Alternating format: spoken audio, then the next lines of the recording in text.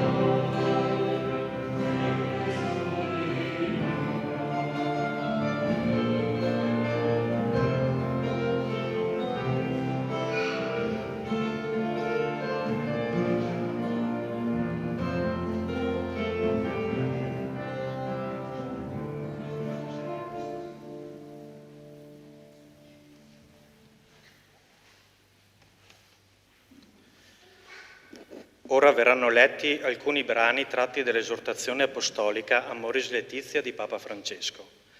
Vi invitiamo a sentirvi interpellati dalle parole del Papa e a calarle nella vostra esperienza quotidiana. Potete sedere.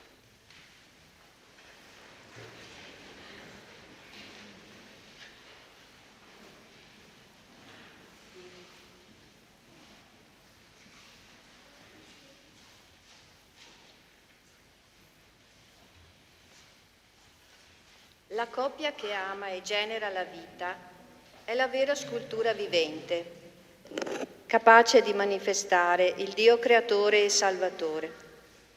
Perciò l'amore fecondo viene ad essere il simbolo della realtà intima di Dio. A questo si deve che la narrazione del libro della Genesi, seguendo la cosiddetta tradizione sacerdotale, sia attraversata da varie sequenze genealogiche.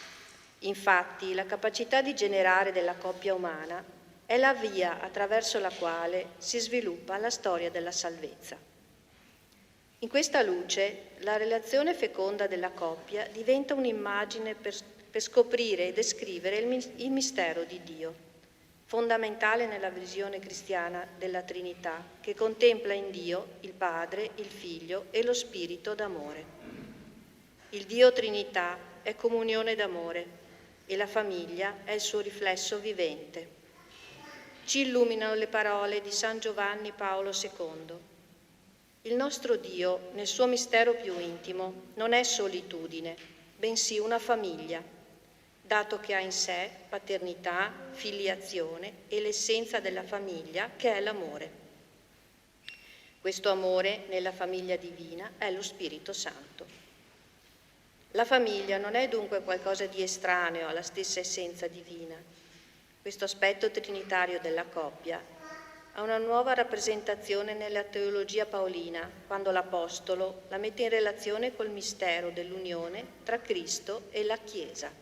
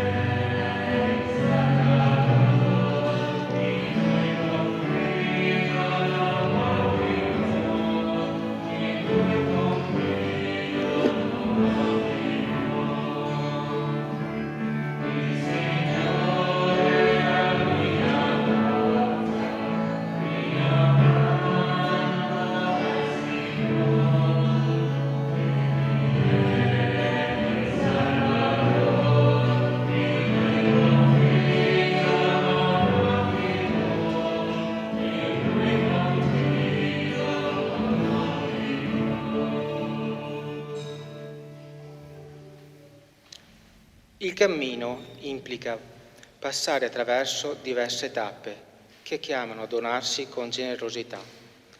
Dall'impatto iniziale, caratterizzato da un'attrazione marcamente sensibile, si passa al bisogno dell'altro, sentito come parte della propria vita. Da lì si passa al gusto della reciproca appartenenza, poi alla comprensione della vita intera come progetto di entrambi, alla capacità di porre la felicità dell'altro al di sopra delle proprie necessità e alla gioia di vedere il proprio matrimonio come un bene per la società.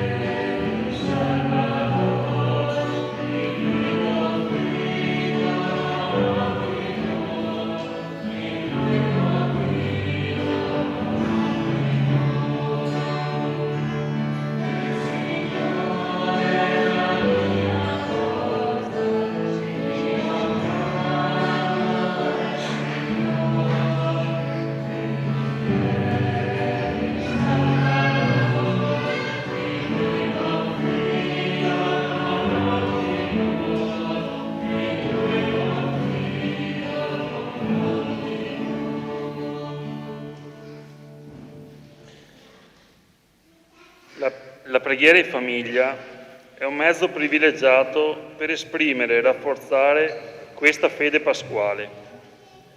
Si possono trovare alcuni minuti ogni giorno per stare uniti davanti al Signore vivo, dirgli le cose che preoccupano, pregare per i bisogni familiari, pregare per qualcuno che sta passando un momento difficile, chiedergli aiuto per amare, rendergli grazie per la vita e le cose buone, chiedere alla Vergine di proteggerci con il suo manto di madre. Con parole semplici, questo momento di preghiera può fare tantissimo bene alla famiglia.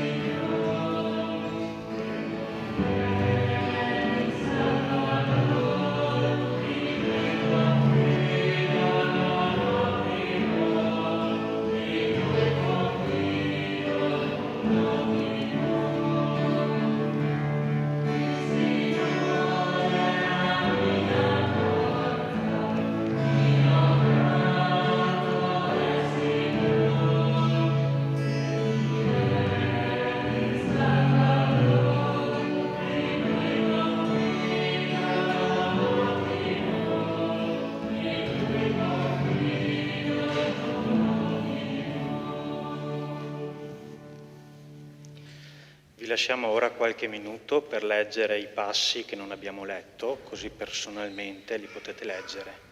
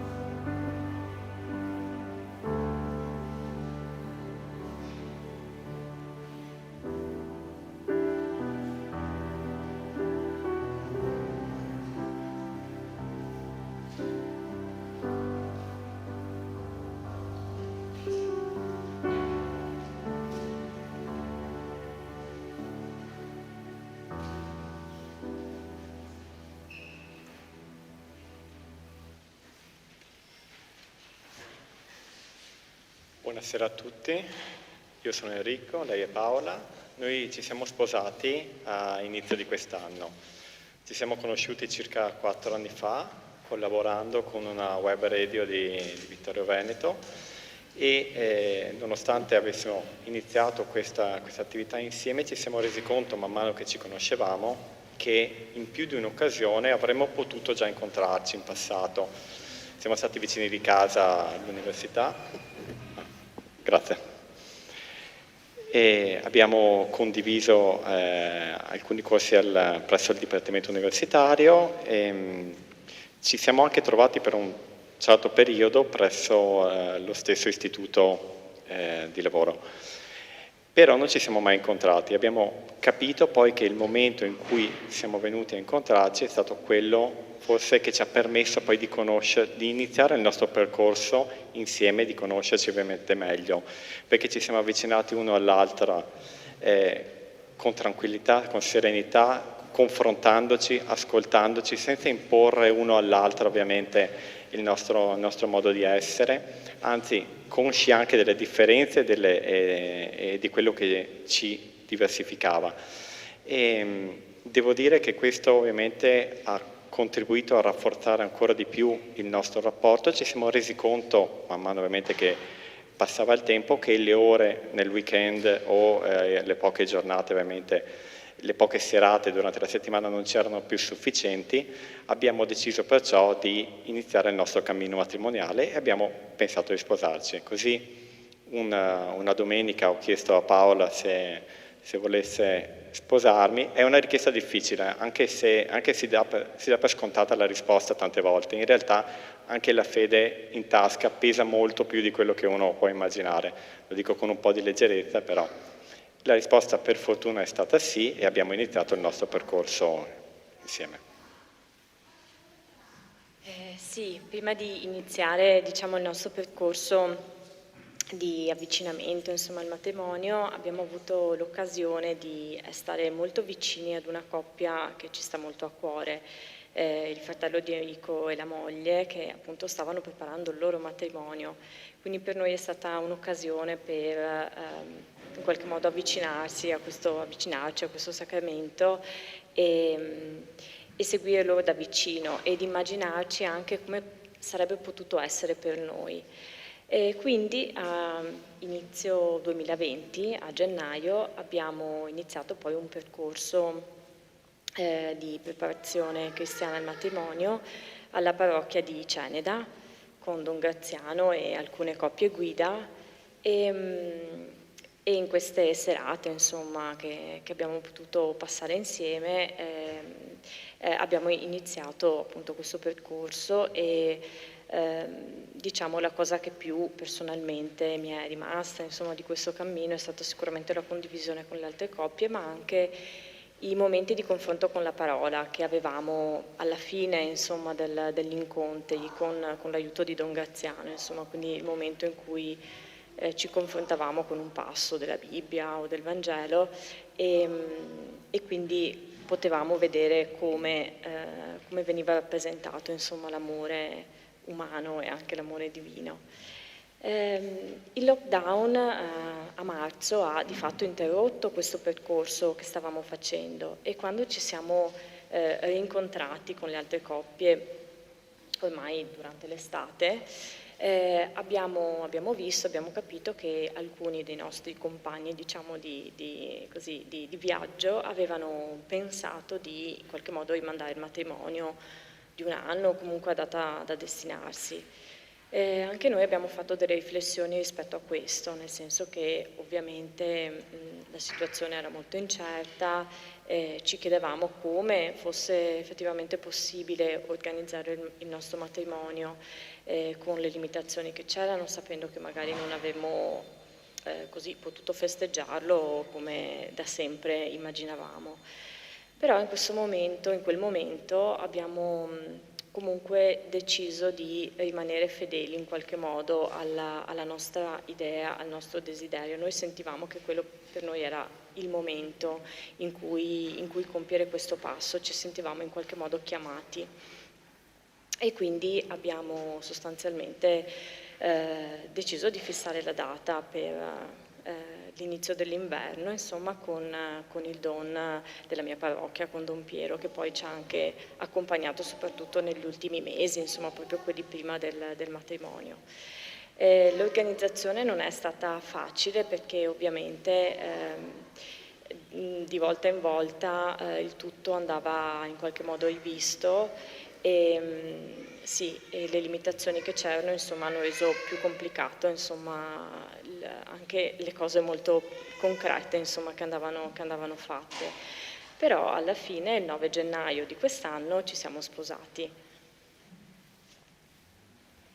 Sì, ecco, come diceva Paola, non è stato semplice, però è stato bello perché tutte le persone a cui siamo legati ci sono state fisicamente e distanziate secondo appunto le normative sanitarie, e ci sono state anche in collegamento perché un nostro amico ha reso possibile appunto questo collegamento online, che ha fatto sì che chi non poteva essere fisicamente lì ci fosse comunque e ci accompagnasse in questo momento così bello, così intenso per noi.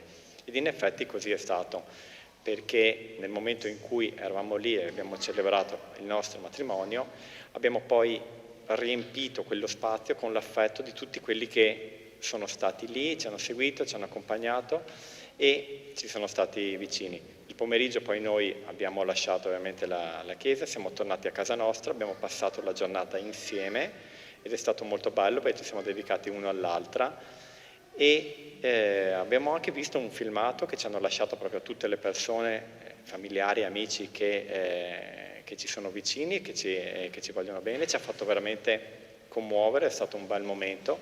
Quindi quello che noi ci sentiamo di dire, quello che a chi non è sposato ovviamente ed è qui questa sera ci sentiamo di augurare, è di seguire il proprio cuore, seguire i propri sentimenti. Quando si è sicuri di qualcosa, nel rispetto chiaramente di quella che può essere una situazione difficile come quella che stiamo vivendo, non rinunciare alle proprie scelte, non tirarsi indietro.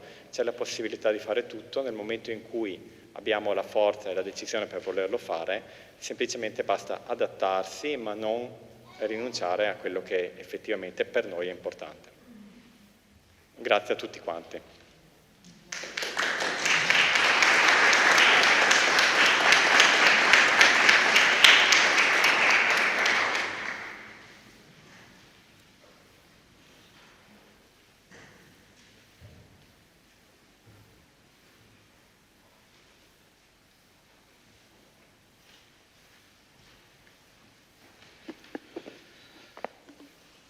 Ringraziamo Paolo e Enrico per la loro testimonianza e affidiamo le loro parole alla preghiera del Salmo. Ci dividiamo in due cori alterni, la mia destra il primo coro, la mia sinistra il secondo coro. Beati quelli che sono integri nelle loro vie, che camminano secondo la legge del Signore.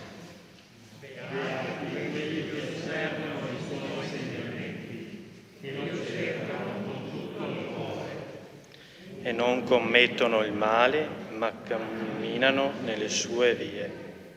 Io ho confinato le mie vie e tu mi hai risposto. Insegnami i tuoi statuti. Fammi comprendere la via dei tuoi precetti e io mediterò sui tuoi prodigi.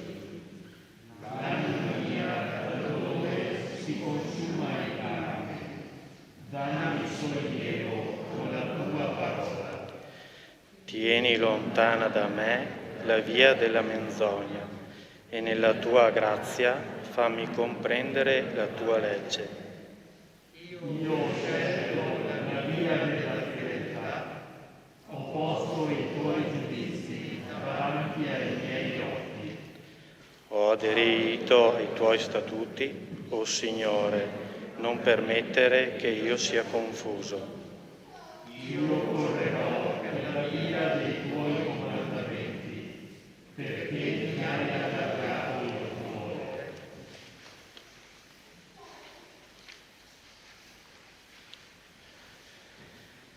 Dal libro della Genesi. Poi il Signore Dio disse: non è bene che l'uomo sia solo, gli voglio fare un aiuto che gli sia simile. Allora il Signore Dio plasmò dal suolo ogni sorta di bestie selvatiche e tutti gli uccelli del cielo e li condusse all'uomo. per vedere come li avrebbe chiamati. In qualunque modo l'uomo avesse chiamato ognuno degli esseri viventi, quello doveva essere il suo nome. Così l'uomo impose nomi a tutto il bestiame, a tutti gli uccelli del cielo e a tutte le bestie selvatiche. Ma l'uomo non trovò un aiuto che gli fosse simile. Allora il Signore Dio fece scendere un torpore sull'uomo, che si addormentò. Gli tolse una delle costole e rinchiuse la carne al suo posto. Il Signore Dio plasmò con la costola che aveva tolta all'uomo una donna e la condusse all'uomo. Allora l'uomo disse: questa volta essa è carne della mia carne e osso delle mie ossa. La si chiamerà donna, perché dall'uomo è stata tolta. Per questo l'uomo abbandonerà suo padre e sua madre e si unirà a sua moglie, e i due saranno una sola carne. Ora tutti e due erano nudi, l'uomo e sua moglie, ma non ne provavano vergogna.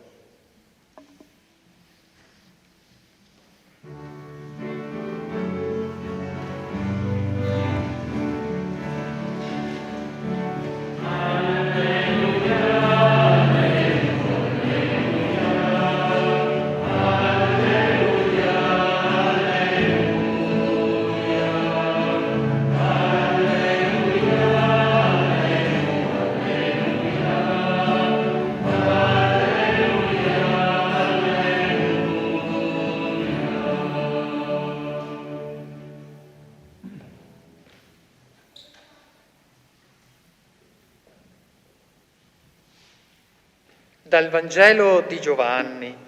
Dopo questi fatti, Gesù andò all'altra riva del mare di Galilea, cioè di Tiberiade, e una grande folla lo seguiva, vedendo i segni che faceva sugli infermi. Gesù salì sulla montagna e là si pose a sedere con i suoi discepoli. Era vicina la Pasqua, la festa dei Giudei. Alzati quindi gli occhi, Gesù vide che una grande folla veniva da lui e disse a Filippo: «Dove possiamo comprare il pane perché costoro abbiano da mangiare?» Diceva così per metterlo alla prova. Egli infatti sapeva bene quello che stava per fare. Gli rispose Filippo: 200 denari di pane non sono sufficienti neppure perché ognuno possa riceverne un pezzo. Gli disse allora uno dei discepoli, Andrea, fratello di Simon Pietro: c'è qui un ragazzo che ha 5 pani d'orzo e 2 pesci. Ma che cos'è questo per tanta gente? Rispose Gesù: fateli sedere.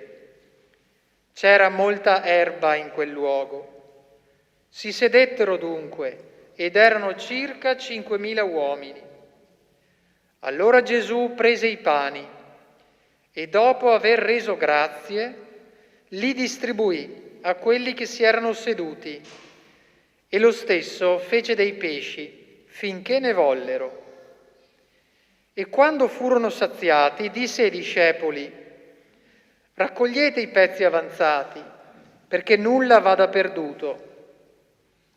Li raccolsero e riempirono 12 canestri con i pezzi dei 5 pani d'orzo avanzati a coloro che avevano mangiato. Allora la gente, visto il segno che egli aveva compiuto, cominciò a dire: «Questi è davvero il profeta che deve venire nel mondo».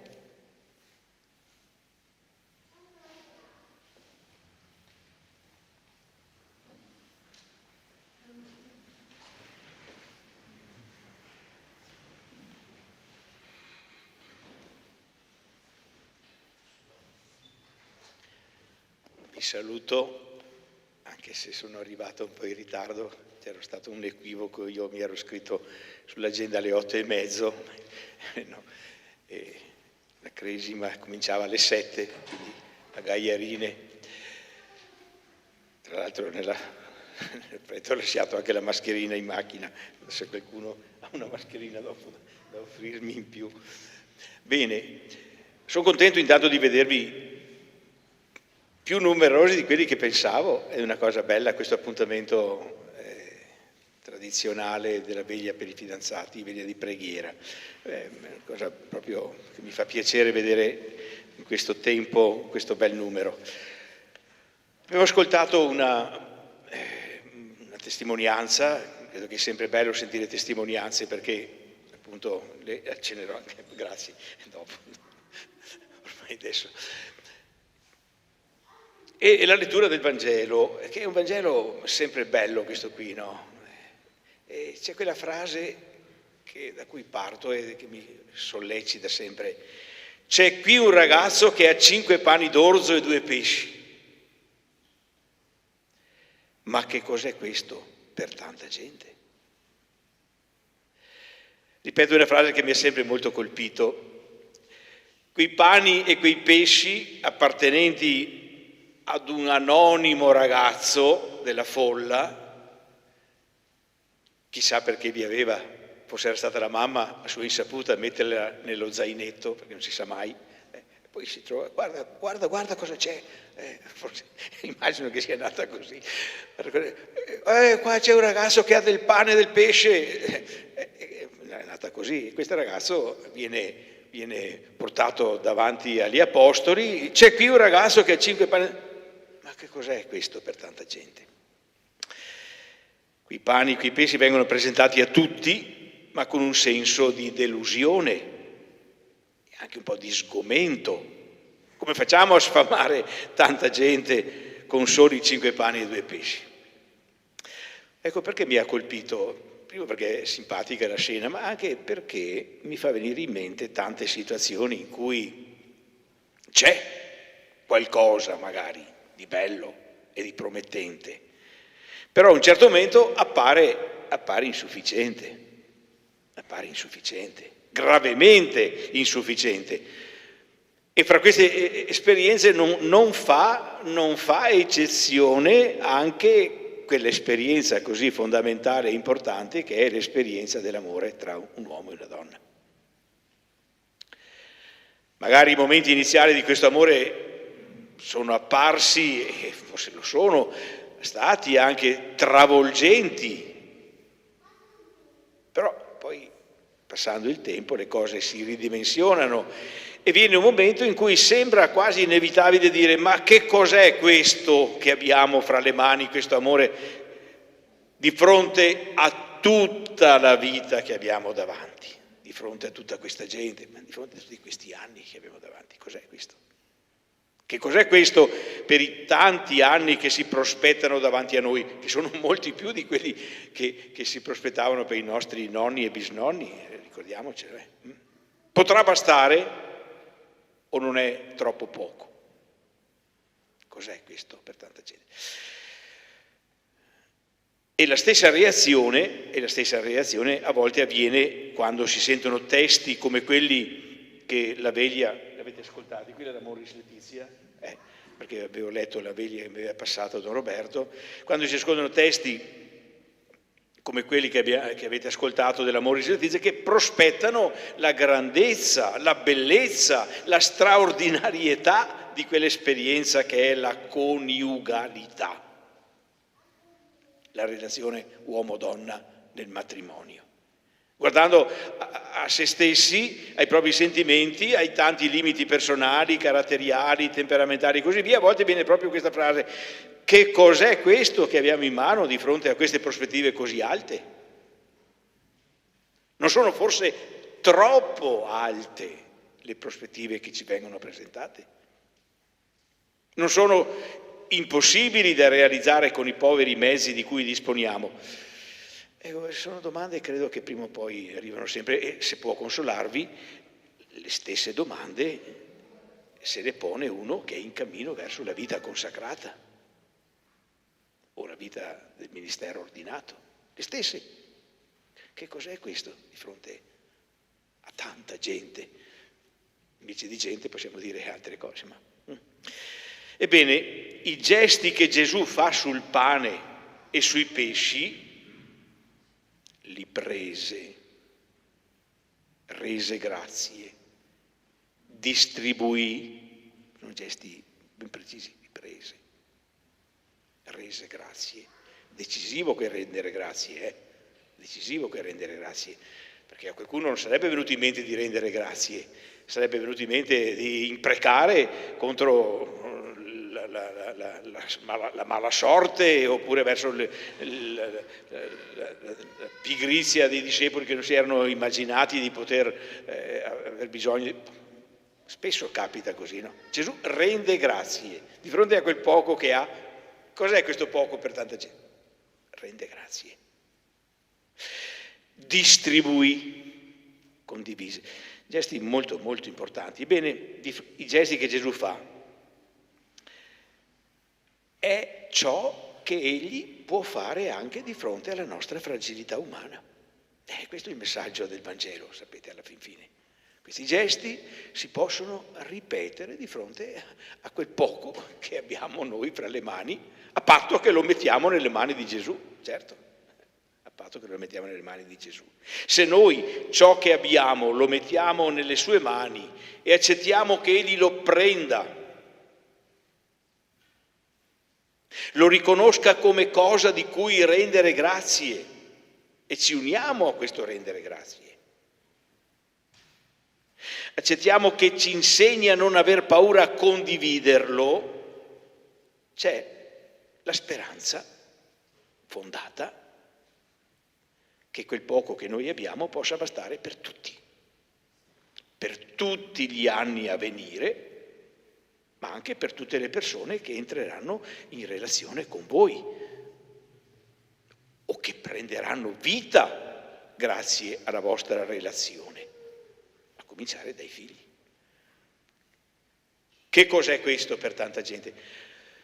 Ecco, se tu accetti che Gesù lo prenda, che Gesù ti aiuti a rendere grazie, se tu accetti che questo pane venga distribuito, c'è la fondata speranza che questo poco basti per tutti, basti per tutti. Sposarsi e formare una famiglia, ci è stato presentato poco fa una testimonianza molto bella, no? Ma se alla fin fine gli chiedessimo se quello che dico è vero, credo che dovrebbero per forza dire sì, è vero. Sposarsi e formare una famiglia è infinitamente di più che un atto burocratico. È sempre e comunque un atto di fede e di speranza. Un atto di fede e di speranza. Fede e speranza che quell'amore che il Signore ha fatto sbocciare fra di noi possa realmente bastare per tutti. Anche se spesso a volte ti viene a dire cos'è questo per tanta gente.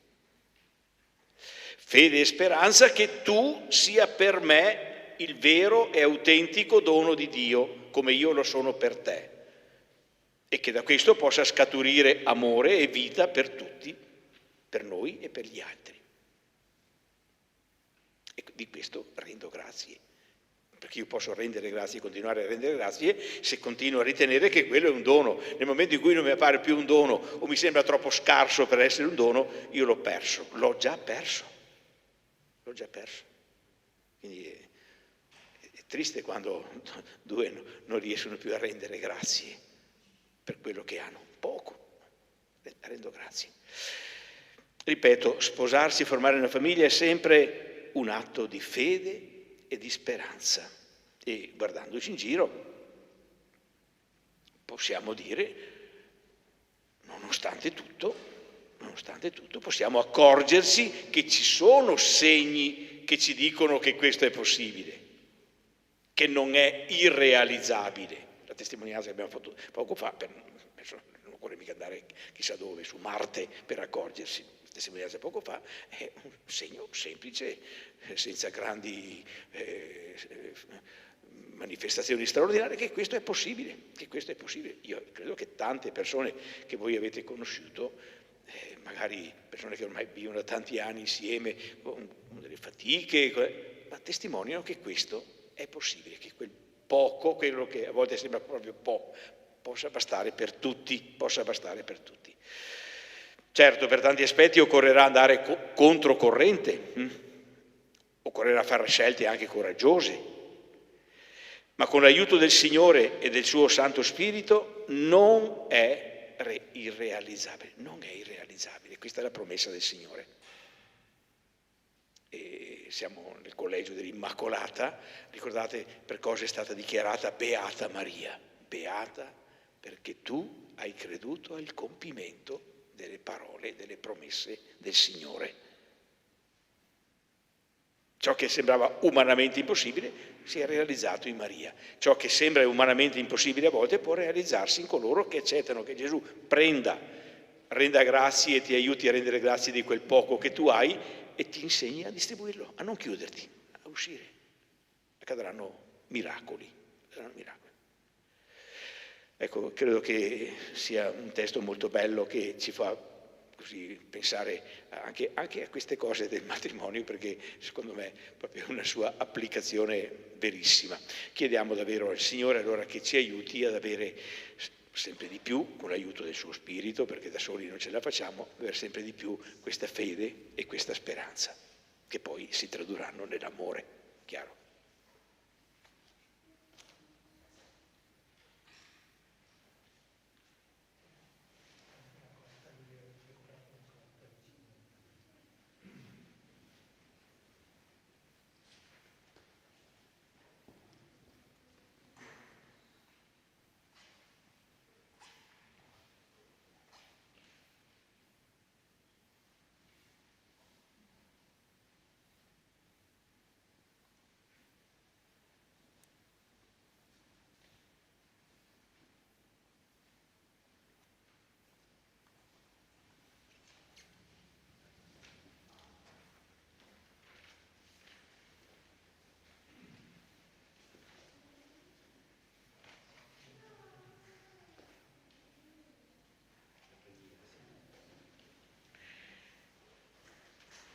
Ci alziamo in piedi per la preghiera. Al Signore Gesù, che è presente in mezzo a noi e ci riunisce nel suo nome, eleviamo la nostra preghiera di invocazione. Preghiamo insieme dicendo: Dio dell'amore, ascoltaci. Vivere il quotidiano significa incontrare fatiche e intoppi che possono facilmente rovinare o appesantire le nostre giornate e relazioni. Insegnaci, o Padre, a pregarti e a cercarti nelle nostre difficoltà di ogni giorno e a testimoniare la nostra vocazione all'amore, ricordandoci che tu sei la nostra fonte di gioia e di santità. Noi ti preghiamo. Dio dell'amore, ascoltaci. Signore, nel tuo grande disegno ci hai scelti per vivere il nostro reciproco amore, fondato sulla tua parola e sostenuto dal dono del tuo Santo Spirito. Fa che rispondendo a questa vocazione, ciascuno di noi possa essere per sempre dono e strumento per la santificazione dell'altro. Noi ti preghiamo. Dio dell'amore, ascoltaci. Fa, o Signore, che attraverso la preghiera, la parola e l'Eucarestia i fidanzati riconoscano i tuoi segni e con l'aiuto dello Spirito possano capire la loro missione di futuri sposi, portare te, Gesù Cristo, che dimori in loro al mondo. Noi ti preghiamo. Dio dell'amore, ascoltaci. Il fidanzamento è un tempo di grazia che offre la possibilità di vivere nell'ascolto e nella ricerca del progetto di Dio su di noi. Ti preghiamo, Signore, perché i fidanzati riescano ad interrogarsi e ad accoglierti nella loro famiglia. Noi ti preghiamo. Dio dell'amore, ascoltaci. Signore, tu sei la nostra stella polare, la nostra guida e la nostra meta. Fa che le distrazioni dell'individualismo contemporaneo Non ci isolino dagli altri, perché è nello stare insieme che ti incontriamo.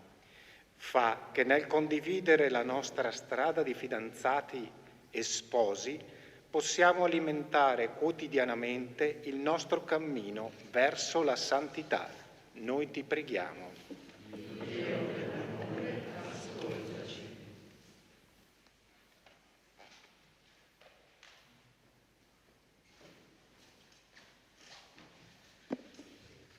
Invitiamo ora ciascuno di voi a rispondere personalmente alla domanda proposta, scrivendola sul foglietto che trovate all'interno del libretto. Nella relazione di coppia, ognuno, in modo diverso, può farsi dono per l'altro.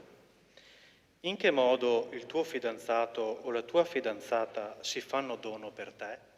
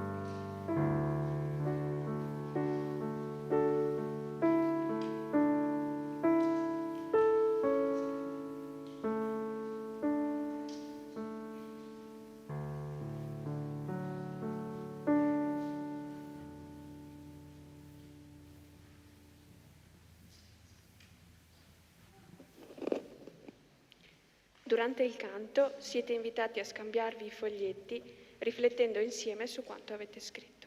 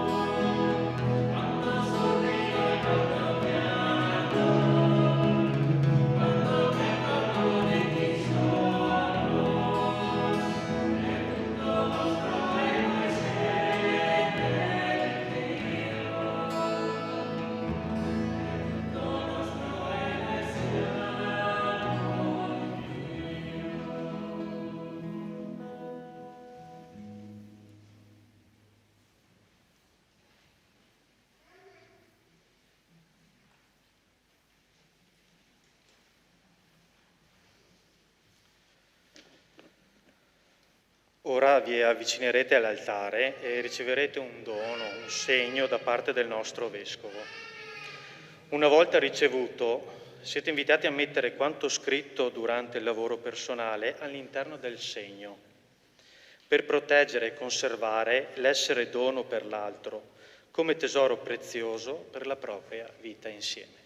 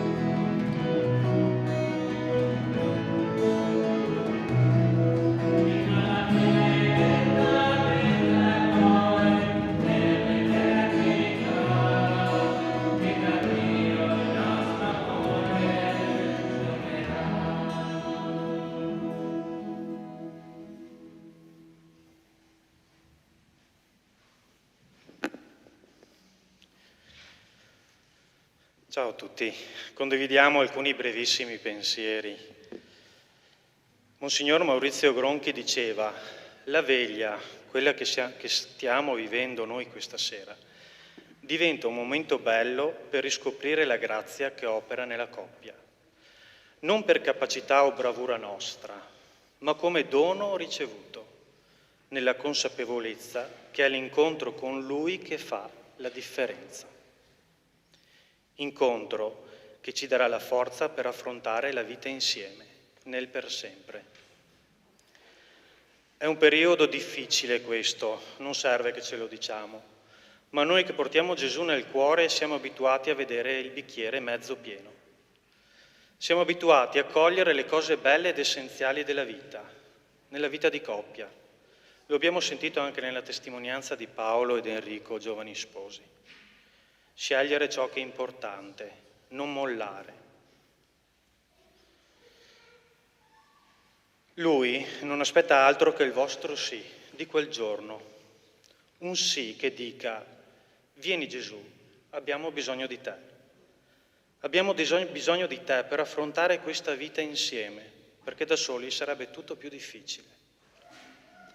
Ecco allora che quel prometto di esserti fedele sempre, nella gioia e nel dolore, nella salute e nella malattia, e di amarti e onorarti tutti i giorni della mia vita, non sarà solo rivolto a voi due reciprocamente, ma sarà rivolto anche a Lui, perché quell'io si trasformerà in noi.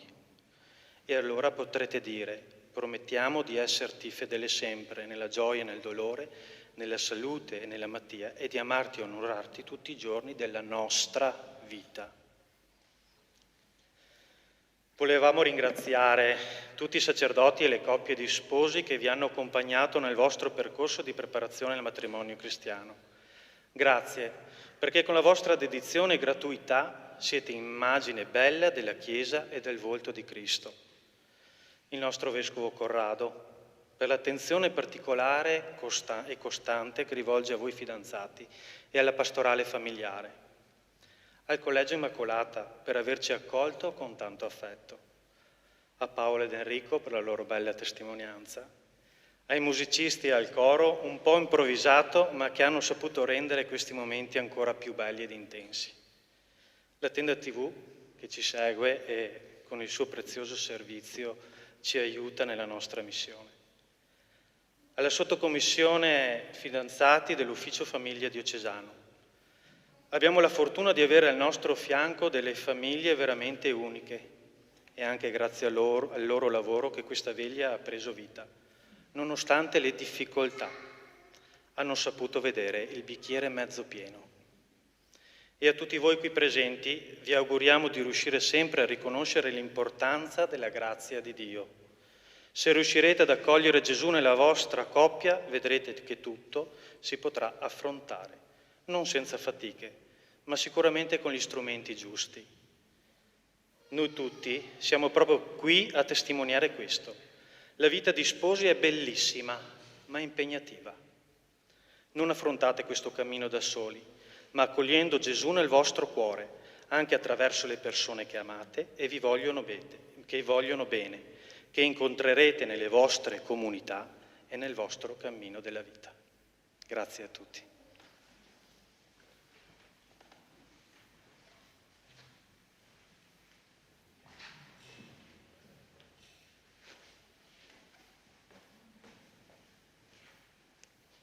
Concludiamo questa veglia con la preghiera che ci è proposta e anch'io mi unisco ai ringraziamenti che Federico ha rivolto e a voi che siete presenti.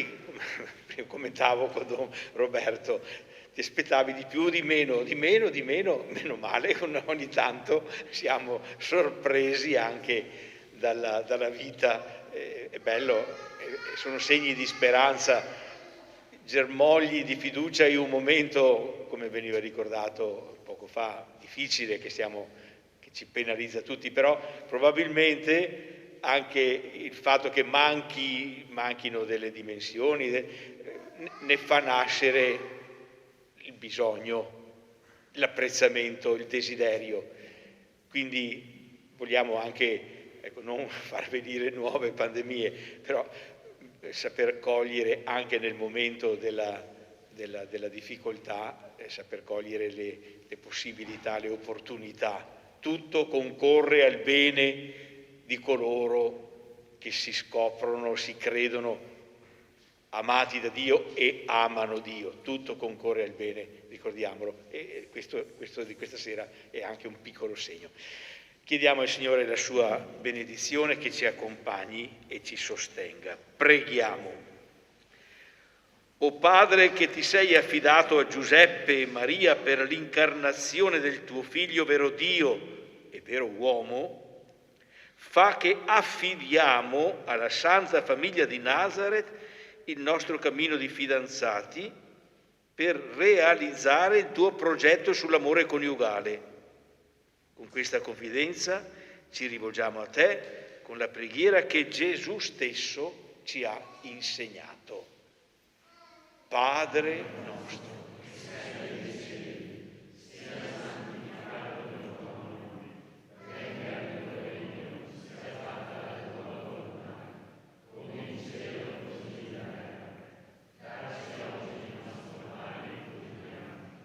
E rimettiamo, come anche noi li rimettiamo i nostri debitori, e non abbandonarci alla tentazione. Dio onnipotente, origine e fonte della vita, che ci hai rigenerati nell'acqua con la potenza del tuo Spirito, ravviva in tutti noi la grazia del battesimo.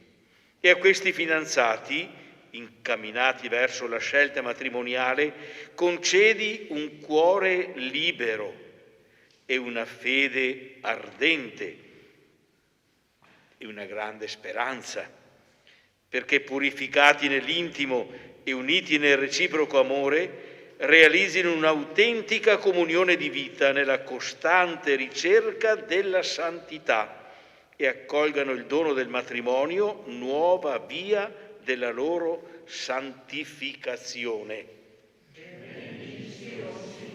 Dio eterno, tu raccogli nell'unità quanto è separato e rendi indistruttibile il vincolo dell'amore.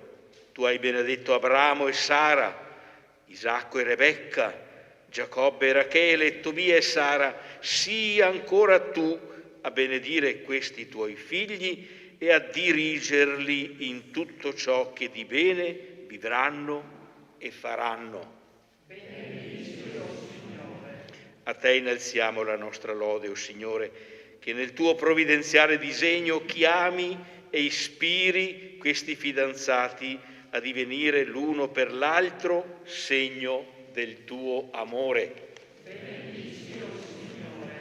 Conferma il proposito del loro cuore, perché nella reciproca fedeltà e nella piena adesione al tuo volere giungano felicemente al sacramento nuziale. Ogni coppia si tiene per mano e china il capo per ricevere la benedizione. Dio nostro Padre vi conservi uniti nell'amore. La pace di Cristo abiti in voi e rimanga sempre nella vostra coppia. Amen.